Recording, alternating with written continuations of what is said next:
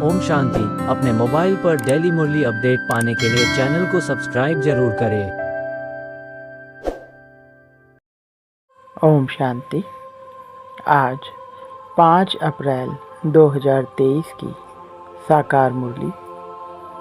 आज की मुरली के सार में मीठे मीठे बाप दादा ने कहा, मीठे बच्चे, औरों को समझाने की सर्विस करते रहो। ज्ञान धन का दान करो तो अपार खुशी रहेगी, सर्व की आशीर्वाद मिलेगी, बाप की याद भूलेगी नहीं। प्रश्न, बाप तुम बच्चों को रूहानी ड्रिल क्यों सिखलाते हैं? उत्तर, पहलवान बनाने के लिए। जितना तुम बाप की याद में रहते हो, पढ़ाई पर ध्यान देते हो, उतना तुम्हारे में ताकत आती जाती है। इसी बल से तुम माया पर विजय प्राप्त कर लेते हो। तुम कोई स्थूल हथियार आदि नहीं चलाते, स्वदर्शन चक्र से माया का गला काटते हो। यह है अहिंसक युद्ध। गीत, बचपन के दिन भुला न देना। ओम शांति। बच्चे इस गीत का अर्थ समझते होंगे। बाप करण करावन हार है ना, तो ऐसे ऐसे गीत भी बापा ने बच्चों के लिए बनवाए हैं। बाप बच्चों को कहते हैं कि बेहद के माता पिता के बच्चे बनकर फिर भुला ना देना। यह याद लंबी है, याद करते ही रहना है। जब माता पिता कहते हैं तो पिता को याद जरूर करना है। माता पिता की याद तो पहले होती है, फिर वर्षे के लिए बाप की ही याद रखनी पड़ती है। लिखा हुआ भी है, डीटी सावरंटी तुम्हारा ईश्वरीय जन्म सिद्ध अधिकार है। परमपिता परमात्मा है विश्व का रचता, तो जरूर स्वर्ग नई दुनिया ही रचेंगे। बाप कभी ऐसे नहीं कहेंगे कि हम पुराना घर बनाते हैं, हमेशा नया घर ही बनाते हैं। पुराना बनाने का अक्षर कभी नहीं निकलता। बेहद का बाप भी नई दुनिया ही रचते हैं। अब बच्चे जानते हैं, हम माता पिता से वर्षा पाने श्रीमत पर चल रहे हैं। यह है बुद्धि की यात्रा। वह जिस्मानी यात्राएं तो जन्म जन्मांतर करते आए हैं और घड़ी घड़ी करते रहते हैं। यह रूहानी यात्रा एक ही बार होती है, तो यात्री पंडे को कभी भूल नहीं सकते, अथवा बच्चे माता पिता को कभी भूल नहीं सकते। तुम हो पांडव सेना, सुप्रीम पंडा है शिव बाबा। तुम हो उनके बच्चे। बद्रीनाथ व अमरनाथ पर जाते हैं तो बुद्धि में यात्रा ही याद रहती है। जैसे विलायत से लौटते हैं तो फिर अपना बर्थ प्लेस ही याद रहता है। खुशी होती है कि हम घर जाते हैं। तुम बच्चे भी जानते हो, अपने बेहद घर स्वीट होम में हम जाते हैं। विक्रमाजीत जरूर बनना है। यह बाप ही आकर सिखलाते हैं। कहते हैं, सिवाय याद व योग के तुम्हारे विक्रम विनाश हो नहीं सकते। योग की महिमा बहुत है। प्राचीन भारत का योग गाया हुआ है, पुराने ते पुराना। सतयुग है नई दुनिया, तो इस समय पुरानी दुनिया में पुराना योग सिखलाते हैं। योग की महिमा बहुत है। बाप यह योग सिखलाकर जाते हैं, फिर भक्ति मार्ग शुरू होगा। तुम कहेंगे, प्राचीन योग मनुष्य को कभी सिखला ना सके, और सभी अनेक प्रकार के योग मनुष्य को सिखलाते हैं। अब तुम बच्चे जानते हो, सभी का सच्चा सच्चा बाप एक है और सबकी माँ जगदम्बा है। यूँ तो फादर सबको कहते रहते हैं। म्यूनसिपाल्टी के चेयरमैन को भी फादर कहते हैं। ऐसे तो फिर बहुत हो जाते। गॉड फादर एक ही है, वह है रचता। सृष्टि भी एक ही है। ऐसे नहीं कि नीचे व ऊपर कोई सृष्टि है। मनुष्य कितनी कोशिश करते हैं चंद्रमा स्टार्स तरफ जाकर प्लाट खरीद करें। जब अति में जाते हैं तो फिर विनाश हो जाता है, भल कितना भी माथा मारे। अब बाप कहते हैं, लाडले बच्चे बचपन भुला नहीं देना। यहाँ तो पहले बच्चे बनते हैं बाप के, वही बाप फिर शिक्षक भी बनते हैं। वर्षा देने वाला एक ही बाप है। सन्यासियों को तो माता पिता है नहीं, प्रॉपर्टी मिल ना सके। लौकिक बाप से तो सबको वर्षा मिलता है, पारलौकिक बाप एक ही है, उनको कहा जाता है रचता। बाप कहते हैं, मैं हूँ मनुष्य सृष्टि का बीज रूप, मेरी महिमा भी करते हैं सच्चित आनंद स्वरूप। यह तो समझते हो कि बाप की महिमा बिल्कुल अलग है और कोई की वो महिमा कर नहीं सकते। विश्व के मालिक लक्ष्मी नारायण की महिमा बिल्कुल अलग है। उनकी महिमा गाते हैं सर्वगुण संपन्न, अहिंसा परमो धर्म, मर्यादा पुरुषोत्तम। पहले नंबर में स्वर्ग के महाराजा महारानी की महिमा है। वह राज्य ही ऐसा है, यथा राजा रानी तथा प्रजा। वहाँ दुख का नाम नहीं रहता, प्रजा को भी दुख का नाम नहीं। ऐसी दुनिया तो जरूर परमपिता परमात्मा ही रचेंगे। उनको कहा ही जाता है हेवनली गॉड फादर। भल अंग्रेज लोग अक्सर कहते हैं हेवन, परंतु समझते नहीं कि हेवन क्या होता है। भारत ही हेवन था। भारत की बड़ी भारी महिमा है। तुम्हारा दुश्मन है रावण, तुम्हारा बेहद का राज्य गंवाने वाली यह माया दुश्मन है। आधा कल्प से तुमने राजाई गवाई है, गवाते गवाते तुम बिल्कुल ही कंगाल बन पड़े हो। फिर तुमको ही राज्य भाग्य मिलता है, तुमको ही हीरो हीरोइन कहेंगे। एक हीरो हीरोइन, फिर उनकी वंशावली। तुम सभी हीरो हीरोइन बनते हो, अर्थात सारे विश्व पर तुम विजय प्राप्त करते हो। तुम इस समय हीरो हीरोइन का पार्ट बजा रहे हो। सारे विश्व में बाप तुमको हीरो हीरोइन का टाइटल दिलवा रहे हैं। तुम हो शिव शक्ति सेना। तुम जानते हो हम योग बल से स्वर्ग बनाते हैं, फिर स्वर्ग में हम राज्य करेंगे। परंतु माया ऐसी है जो भुला देती है। जैसे सेकंड में जीवन मुक्ति मिलती है, तो माया भी फिर सेकंड में भुला देती है। जीवन मुक्ति को फारकती दे सेकंड में मर जाते हैं। बाप तो समझाते रहते हैं, बच्चे जीवन की मुसाफिरी लंबी है, बरोबर बाप को याद करना है तो अंतमति सो गति हो जाएगी। जिस माता पिता से बेहद का वर्षा मिलता है, उनसे अगर मुंह मोड़ा तो फिर उस तरफ चले जाते हैं। बच्चों ने लखनऊ में भूल भुलैया देखा होगा, अंदर जाने से मनुष्य मूंझ जाते हैं। यह भी ऐसे है। बाप और बाप का घर भूल जाने से धक्के खाते माथा टेकते रहते।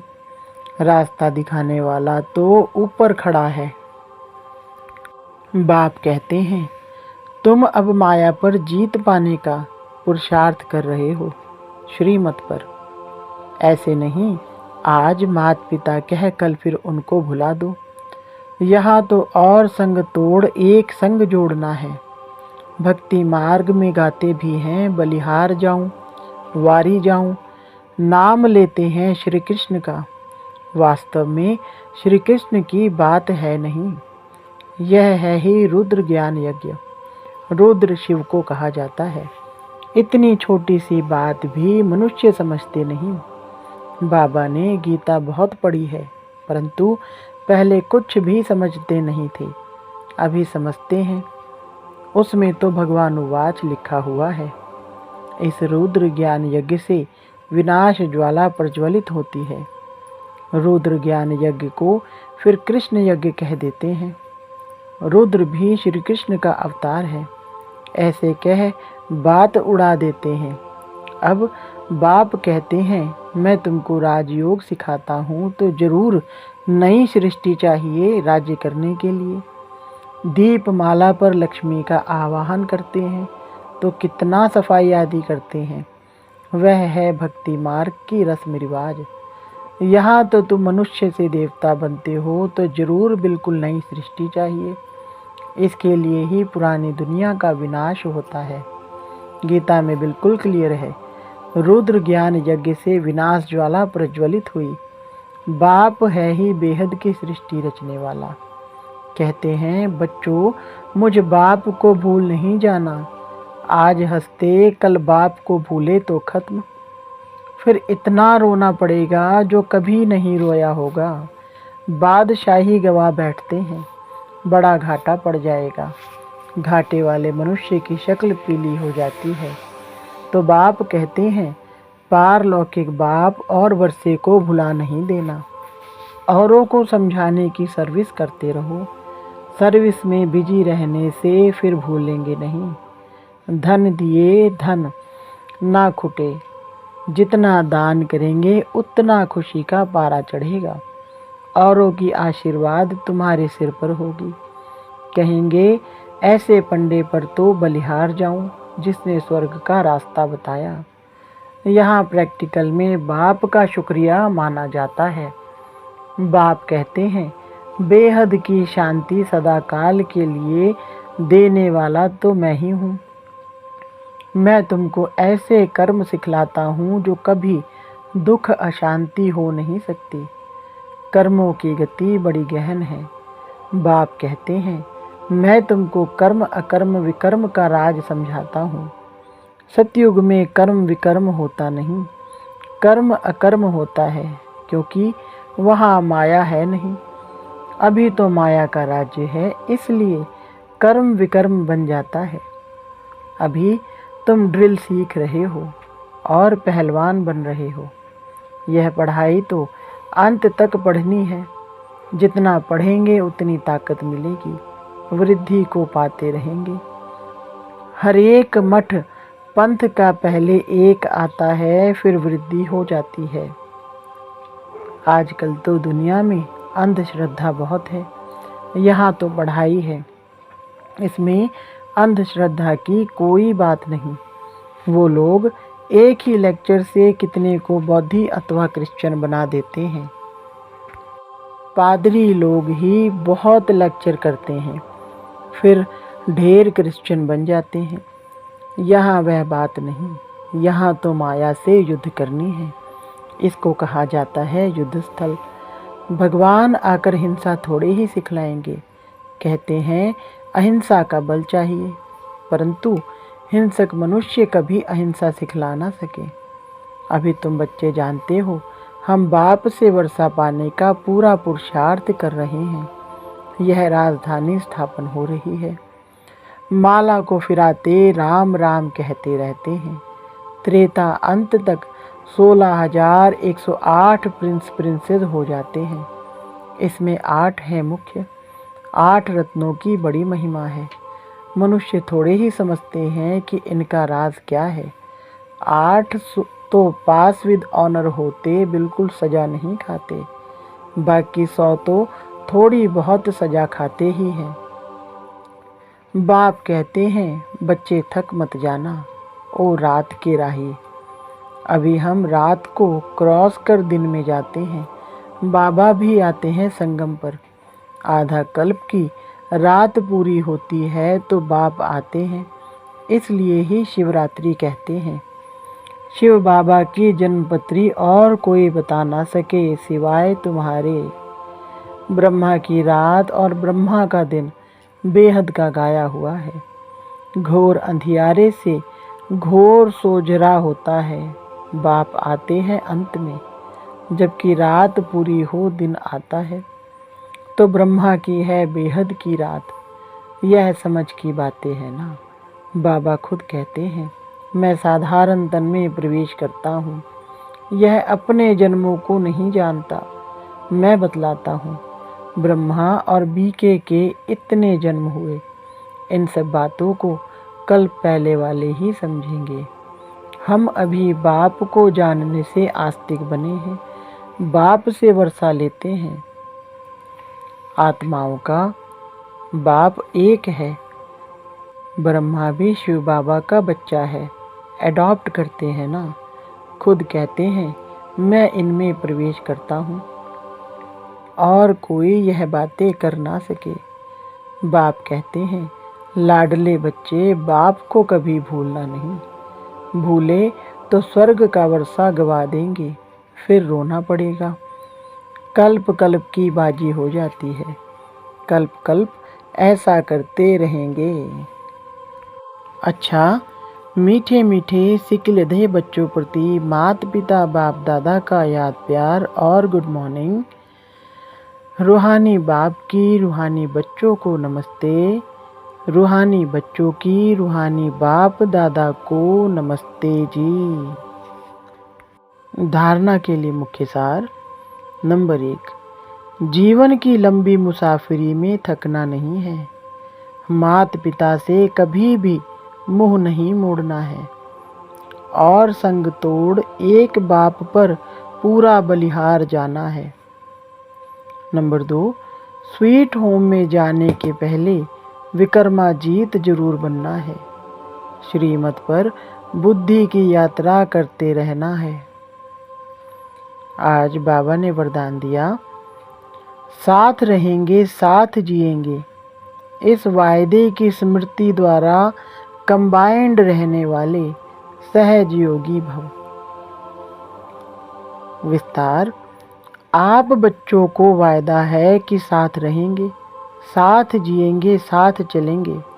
इस वायदे को स्मृति में रख बाप और आप कंबाइंड रूप में रहो तो इस स्वरूप को ही सहज योगी कहा जाता है।